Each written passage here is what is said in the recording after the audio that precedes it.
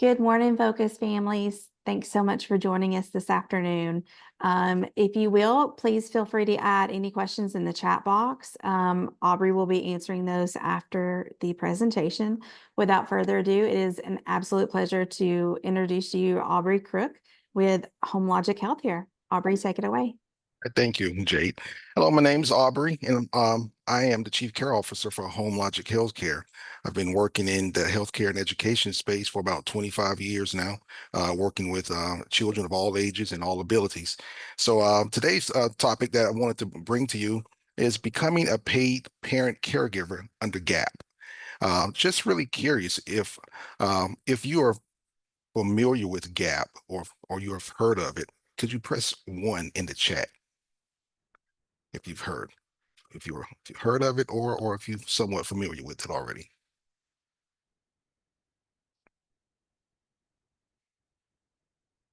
Okay. Let's see, three people. If you've never heard of GAP and have no clue to what GAP is and what it's about, give us a question mark.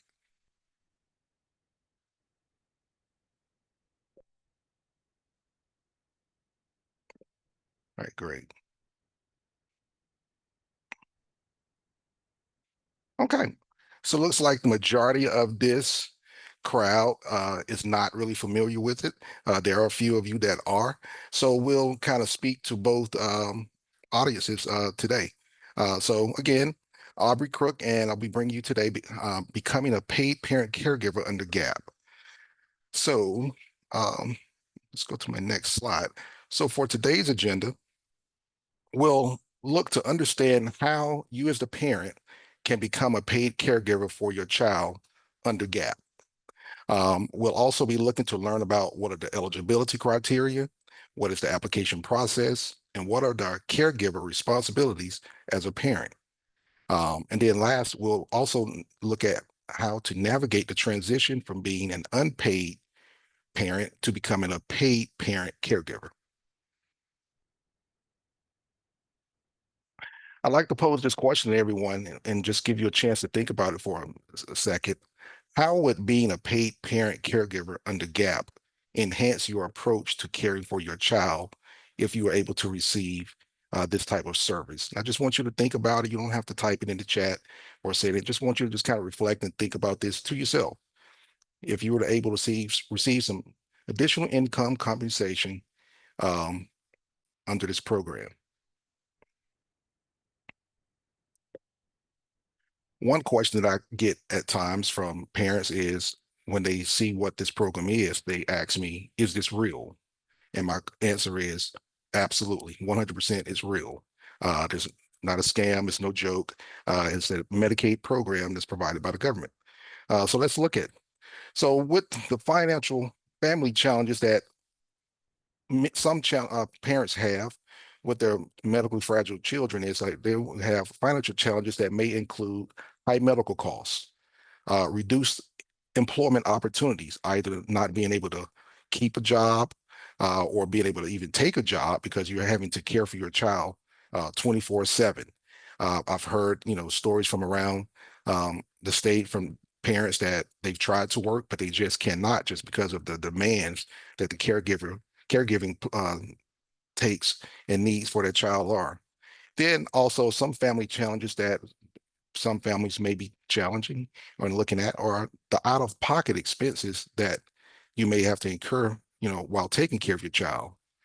And we're looking at also think about the long-term financial strain that this may place on your entire family from the child's perspective from when the child is young and as they continue to grow and become older in age.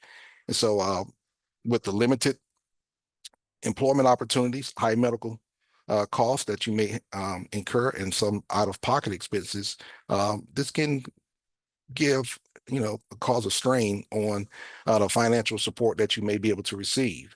And so as things just kind of spiral on a day-to-day basis, this can lead to just normal emotional stress that anybody would pretty much be looking to overcome. which can also lead to financial decisions that you may not necessarily want to make, but you just may have to make just to do what you have to do to make ends meet. So what is GAPP? GAPP is an acronym for the Georgia Pediatric Program. So that's what it stands for. It's the Georgia Pediatric Program, and it's Medicaid's in-home nursing program designed to serve medically fragile children based on a medical necessity. And so the main objective of the program is to provide skill or personal care to medically fragile children under the age of 21. I'd also like to add that although children may be under the age of 21, they should also be typically between ages 5 and 21. So at least 5 years old, they'll want to be. The objective is also to deliver quality physician-ordered services tailored to each child's needs. So this particular program, this is basically orders that the child's doctor would require them to have. So that's the only way that the services can be provided.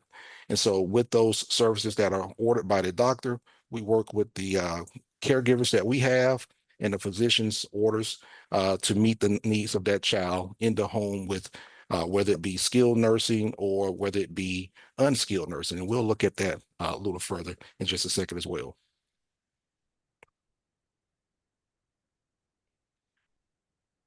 So who qualifies?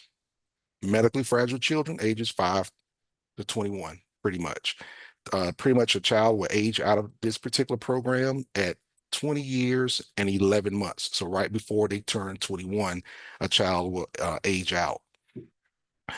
Children that have Medicaid. So even if a child has private insurance or does not have private insurance, as long as they have Medicaid or they have the Katie Beckett waiver, that would make the child eligible for this particular program, along with them being a Georgia resident and having those physician ordered services. Oftentimes, parents may ask, well, we don't have Medicaid because we make too much. Well, this particular program takes the family's income out of consideration. So if you don't necessarily have Medicaid, your family may qualify for the Katie Beckett waiver, which takes the family's income out of consideration, which will still allow you to qualify and and provide the exact same services as if you were on Medicaid. So some key requirements in regards to that eligibility criteria is going to things that have to be there. The child's diagnosis is the main thing. The current diagnosis and their current condition that they're in at the time of their application being submitted, requesting services. And then also the level of medical care that's necessary for that child to have. And so again, all of this has to come through their doctor. And so the types of diagnoses that typically qualify, and this list is not, the all-inclusive list. I'm like, there's some that may qualify that may not be a part of this list, but these are some of the ones that I see quite often: cerebral palsy, spina bifida, hydrocephalus, muscular dystrophy, traumatic brain injuries, quadriplegia, paraplegia, autosomal deletions, chromosomal abnormalities, and Angelman syndrome, Rett syndrome, and wheelchair-bound children. And like I said, this list is not all inclusive. There are others because like I said, it's based on the diagnosis of the child and the current condition of the child based on that child's needs. So a lot of the children that qualify, they need assistance with activities of daily living. And these are just the day-to-day things that we all do independently. So a lot of these children, they may not be able to get dressed on their own. They may not be able to eat their food on their own. They may require a G-tube. They may need assistance going to the bathroom, assistance with just their upkeep, personal hygiene and grooming, bathing and showering, and just being able to transfer from one place to another place, getting in and out of bed and out of chairs of that nature. And so these are some of the activities of daily living, things that the children typically need. Now, if a child is approved for personal care support hours, that is going to be the type of care that does not require a registered nurse or a licensed practical nurse. So if the child requires these types of services or support, these are the types of things that will allow you as the parent to become paid. Okay. Now, on the other hand, if the child's medical necessity requires skilled nursing care, parents cannot be compensated for that. That's going to require professional help from a nurse, from a registered nurse and LPNs. Um, so some examples of those types of things that I see often with children with epilepsy that may have seizures, children that may have trachs, G-tubes, need administration of medication, monitoring of the vital signs, ventilators, and the list goes on and on. So based off of the child's medical history and the PPOT, which is a physician's plan of treatment, the medical review team will then review that and determine if a child um, qualifies for either skilled nursing care or for personal care support. And so again, the personal care support is going to be what's going to allow the parents to get paid and compensated for it. Oftentimes, I also see where a child may qualify for both services. For example, a child may qualify for 4 hours of skilled nursing care that requires a nurse, and then they may be also approved possibly with 16 hours of personal care support. So in a situation like that, that child has a nurse that comes 4 hours out of the week, and then the other 16 hours, the parent is able to actually get paid for providing that particular care. Um, so what does the application process look like? The first step is to complete an online request form and make contact with an agency such as HomeLogic Healthcare. There are several agencies around the state that are licensed and approved by the Department of Community Health. But here at HomeLogic, we are one, and we working with children and pediatrics is pretty much our specialty of what we work with. So once that initial inquiry is made, we work with you to obtain your child's medical records. Primarily, the most recent doctor's visit progress notes is sufficient. Um, Here at HomeLogic, we like to provide ample documentation because the determination is always going to be based off of the documentation that is provided. So depending on what those progress notes looks like from your most recent visit, more documentation may be needed. So I always like to provide more just to make sure we cover the bases to give a true picture of the child's condition.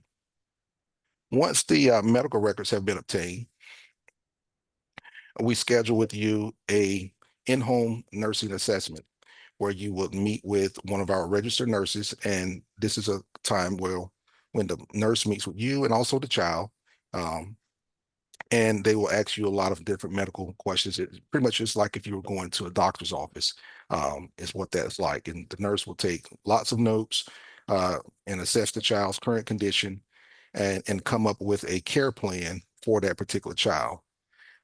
Based off of that assessment, the nurse may recommend either skilled hours or unskilled hours or both. Uh, Once all of that is complete, that paperwork is then sent over to you to sign off on to make sure that everything is complete. And once everything is submitted, it normally takes about 30 days. Lately, it's been taking about 40 days to get a response from the medical review team to whether the child has been approved or denied. For the month of October so far, here at HomeLogic, we've had 100% approvals. We have not had not one child to be denied as of yet. And so, and we try to, when we speak with you during your initial consultation calls, when we're talking with you, we'll ask several questions and just really try to see what is the real issue that you're dealing with so that you don't have to go through that process and then not get approved. Okay. So, so if we're not sure, we'll refer discussions to our nurse and they'll be able to answer questions that, somebody over the phone may not necessarily be able to answer. So it just all depends on the nature of what your child's condition is. Let's talk about what the compensation looks like for the parents. It's an hourly pay rate. So let's just say that the pay rate is $14 or $15 an hour. So if a parent has been approved for 16 hours a week, that's roughly about $960 a month that you would get. Yeah, as the parent, and it's paid on a weekly schedule every week on Fridays, at least with HomeLogic. Other companies may do it a little differently, and then it's also a direct deposit directly into your bank account. Um, Going from being an unpaid parent to a paid caregiving parent. So with that, there are some challenges, and so parents may have the problem sometimes of balancing caregiving um, and the administrative responsibilities. Because yes, it is your child, but once you become a paid caregiver, you're basically an employee of that agency that you're working with. So you would go through the same background checks. You would go through an application process, resume, uh, TB test results, CPR certification, all of those things. Basically, the exact same um, application process that the nurses have to go through. You would also go through it as well. And even though it is your child, you still have to clear that background check as well. So that's the way that they look at it. And so just so understanding those legal um, um, issues and things that we have to adhere to, and just keeping in mind the ethical considerations that we also have. Then also some challenges are the time management, just knowing when you can actually, even though the child is with you, you still have to kind of manage your time to know, okay, when am I at home? Because you can only log the hours when you're actually at home um, through the app that we actually use. Like it actually knows when you are at home and how far you are from home. So if you're logging in or logging out, you must be at home typically. If that's not the case, there has to be a really valid reason for why you're not at home. You may be picking the child up from school or something like that. And so some notation and noting that would be necessary. So we also have resources available through HomeLogic that can assist you in helping to balance um, coming from being unpaid to paid. Like I said earlier, being that we are a state approved provider, we have to comply with all state and federal laws because GAPP is a Medicaid program. So we have to make sure that we stay in compliance, and we will make sure that we do whatever we need to do to stay compliant. Also recognizing the ethical implications of both being a parent and a paid caregiver. Okay. So kind of have to juggle and wear both hats. And then also just looking to protect the rights and well-being of your child.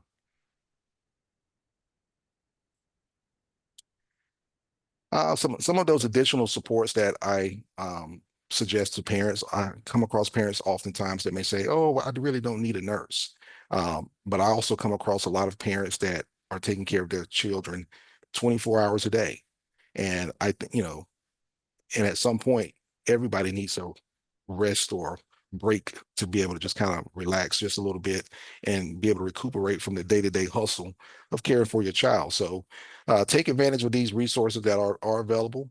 Um, if you're receiving paid services, or you're having getting a nurse coming in. So take advantage of those. Also, the support groups that we have to be able to offer as well. And lastly, just continue to do the quality care for your child while receiving that compensation. So if you are actually receiving compensation, there are a couple of things like you actually, like mentioned, you will be an employee of an agency, for instance, like HomeLogic. And so if you're receiving those personal care hours, you would also be required to have supervisory visits. And those supervisory visits are done by nurses. And so they'll be working with you to make sure that you're, doing some of the best practices and effective techniques and strategies for, keeping your child, healthy. And for our final thoughts, yes, this program, Georgia Pediatric Program, is real. You can be paid through it. I do also want to add, this actually became permanent as of January of this year, 2024. Um, it was on um, possibly on the chopping block of not being continued. But again, as of January of this year, this option became permanent. So it is what it is now. There are no income limits, regardless of the family's income, and also takes about 30 days to get approved once everything has been signed and submitted. So if this sounds like something that you're actually interested in, or if this fits your family, the next step would be to like contact HomeLogic Healthcare for personalized guidance, and we could assist you with that and begin the application process. So that pretty much concludes it, very quick and to the point. So if you have any questions, I'll be more than happy to answer any of them. The QR code that you see on the screen, if you can scan that particular code, it would actually take you directly to our intake form. And pretty much children that we're able to get in really the rest of this week and next week, really for the rest of this month, once we're able to take those last few children in for this month, we are anticipating being able to get those children approved right before Christmas. So maybe around the first or second week of December for those that are able to submit this week. So I'll open the floor up for any questions. Aubrey, thank you so much for that. One of the Mhm. questions that we had in the chat box was, could a child with brittle bone disease who utilizes a wheelchair possibly qualify for GAPP? It's very possible. I can't give a definite answer because definitely need to look at medical records, and then we'll also need the nurse assessment to be completed and looked at. And so the nurse will take a look at it, and our nurses would actually be able to give you a more um, concrete answer of the probability of that child being able to get approved. And if we're not sure, we may just go ahead and just go through the process and submit the application, and the medical review team, they'll make that final determination. Thank you. Thank you. And then they can access that form through the QR code, which you mentioned. And then, of course, we have, your email address here, the info@homelogichealthcare.com. Another question is, what if you have other children and you were on Medicaid and food stamps? Can't, if you are on Medicaid and food stamps, can't you lose them? And will it be worth it? Can you lose what? The Medicaid or the Um, food stamps? I believe her question is for either and or. I would think that you wouldn't. I'm like, it's a Medicaid program, so this program is not going to cause you to lose your food stamps if that's what you're getting. Your family still has to eat. Um, so I wouldn't think so. I'm pretty sure that wouldn't happen. Thank you. Does anyone else have any questions that they can add to this chat box for Audrey to answer?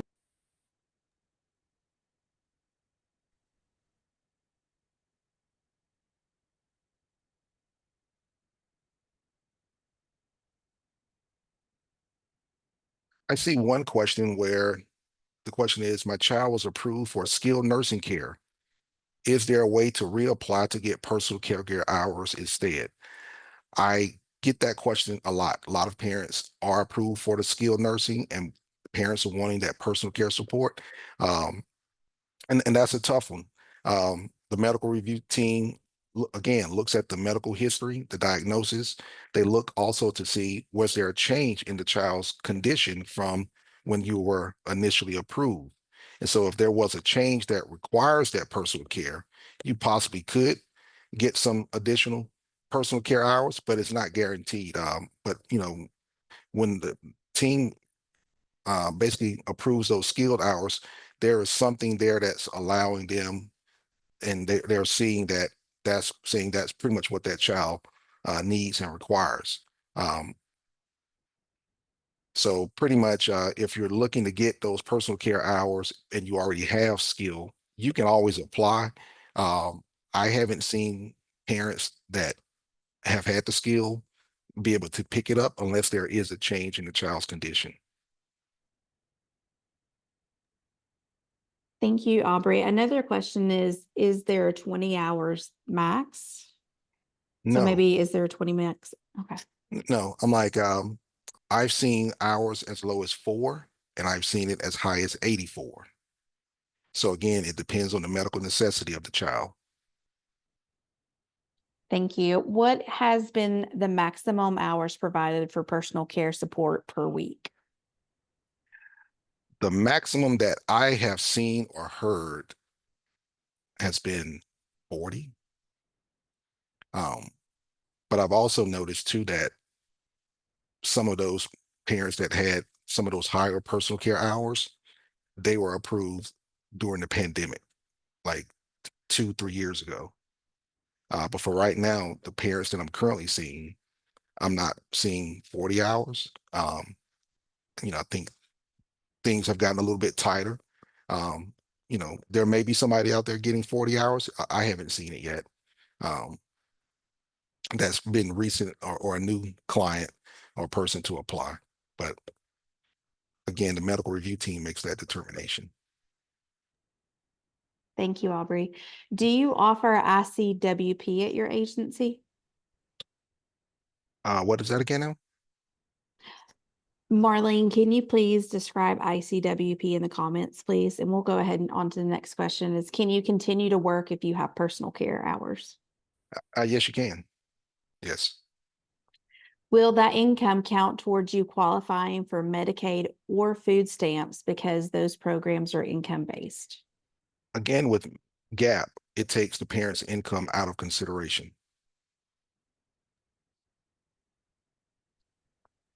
Do different home health agencies pay different rates? I would think they probably do. I'm not sure what everybody else is doing. It's just like any other employer. They set their own rates, so they may differ. Is there any support or compensation for children younger than 5 outside of Babies Can't Wait that you may know about? That is the only program that I've heard of for under 5. So I'm not aware of any other program for children under 5 at this time. Do you have to apply for the GAP waiver to get respite care? To get respite care, I'm like, if that's what you're looking for, you can apply for GAP. And if you are approved for um, personal care hours or skilled hours, and let's just say you were approved for personal care hours, you as the parent, you don't necessarily have to get paid. You can still choose to have a nurse come in. But again, the type of nurse that will be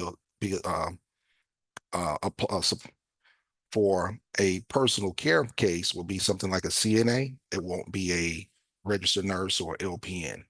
So if that's what you're looking for, you can still apply and use it, to benefit the family in that way if you see fit. Another question is, can a grandparent be considered as the paid caretaker under the GAP waiver, or is it only the parent?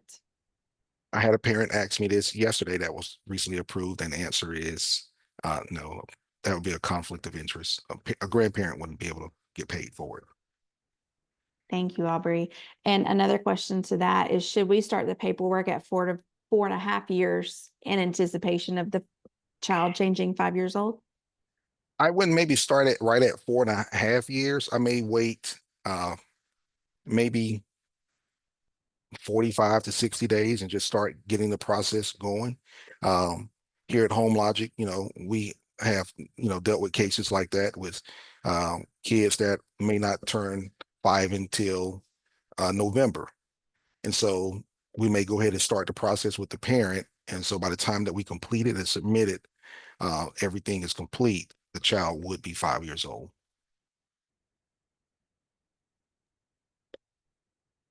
Marlene came back and to the ICWP is the Independent Care Waiver Program under another Medicaid waiver program if the patient is 21 and older. So Aubrey, your home health logic care does not serve anyone over the age of 21, do they? No, that's correct. If once a child ages out at 21, then they can go into another program such as that one when they become 21. Thank you. After the home logic form is filled out, what should be the next step? You'll get a phone call from either myself or someone on our team for a consultation. And we'll just kind of talk about the medical condition that your child currently has. And once that we have that conversation, it only takes maybe about 10 minutes or so.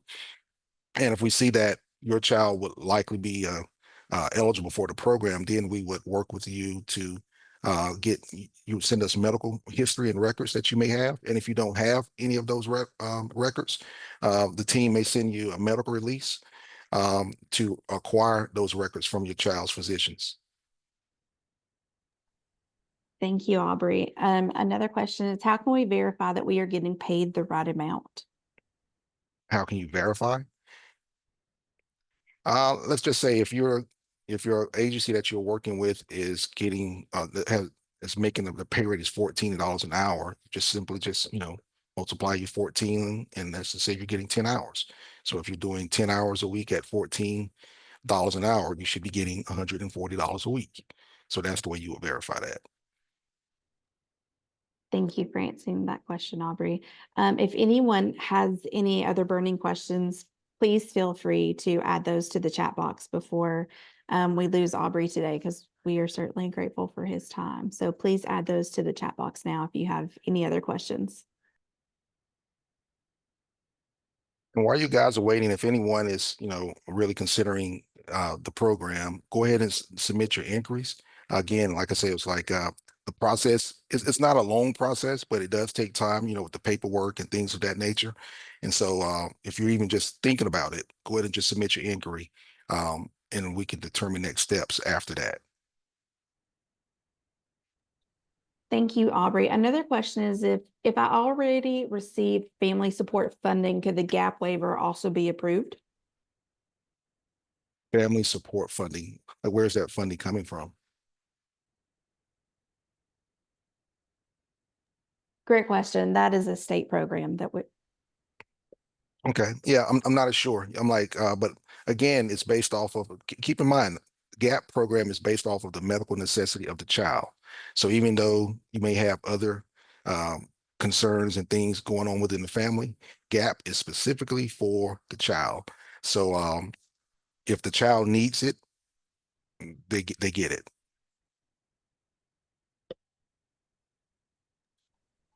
Thank you, Aubrey. Any other burning questions for today? Is it based through the state funding, and can it be offered through Macintosh Trail?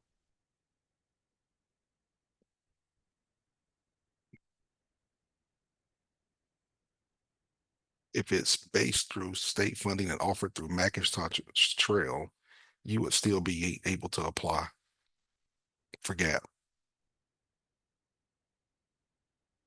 So another question based off of earlier is, how can we verify the agency is paying is going at the state rate that the state recommends? The agencies, they determine their own pay rate.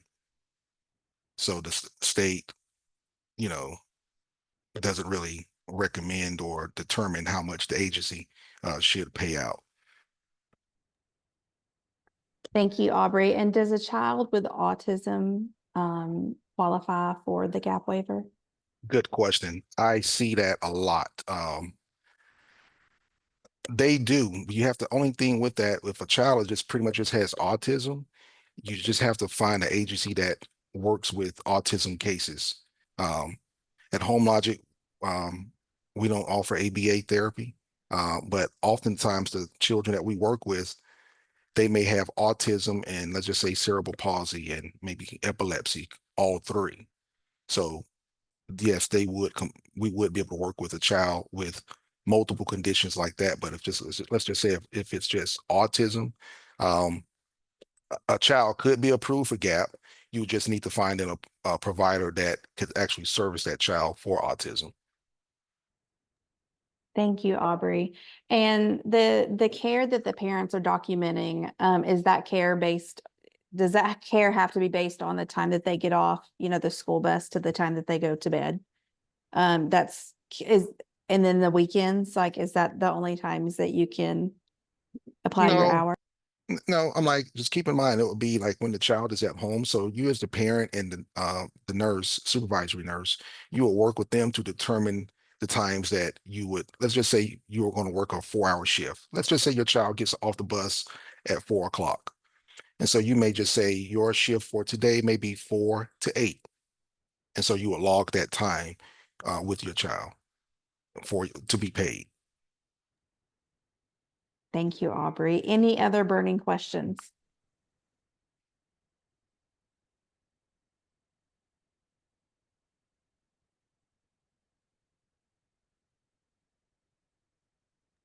Well, Aubrey, wow, you have given us, our family, so much information today. Thank you for walking us through step by step. Thank you for providing the QR code, which is making it very easy. One of the last burning question is, does EBD qualify? Octavia, can you tell us what EBD is? Emotionally behavioral disturbed. Does that qualify? Typically not, because that's a behavior disorder. The conditions that GAPP typically approves are medically fragile. Could a child have EBD and something else that's medically fragile? Yes, that's possible. So it just depends on if EBD is maybe complex with something else. But just EBD on its own, no.